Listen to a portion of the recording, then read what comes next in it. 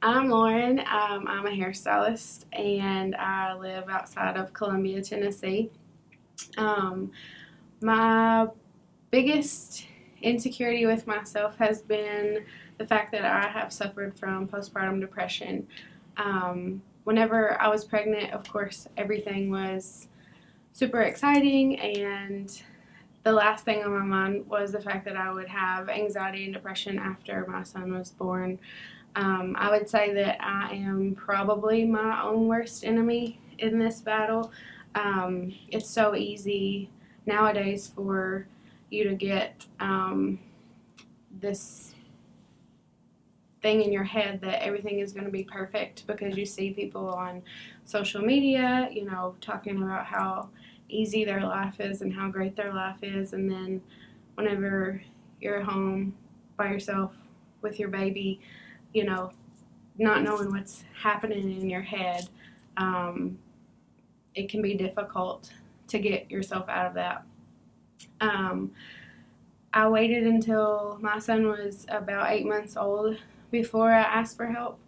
I would cry myself to sleep a lot, and I would feel really guilty because I was never happy, because after you have a child, you're supposed to be the happiest that life will allow, and it was really hard for me to realize that I wasn't happy and that I didn't know how to fix it. Um, my I'm really proud of myself that I've gotten to a point where I can talk about it and talk to other moms about it. I'm a hairstylist, so I talk to women all the time, and to realize that I wasn't the only one who has suffered from this was a huge weight off of my shoulders. Um, I think being an advocate for other women, that maybe are pregnant or just had their baby, for them to not know who to turn to or not know what to say to somebody without seeming like you're ready to end your life is a big thing, because nobody really did that for me. Everybody was like, oh, this is going to be great. You're going to be such a good mom. And then whenever you don't feel like you're such a good mom, it can really, hurt.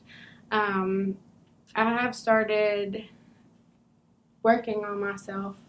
About the time he turned 8 months old, I started eating really well, started exercising. I feel like that's been a good coping mechanism for me. I get up and go to the gym in the morning and then go to work, and then that way my head is clear by the time that I get home to see my sweet baby.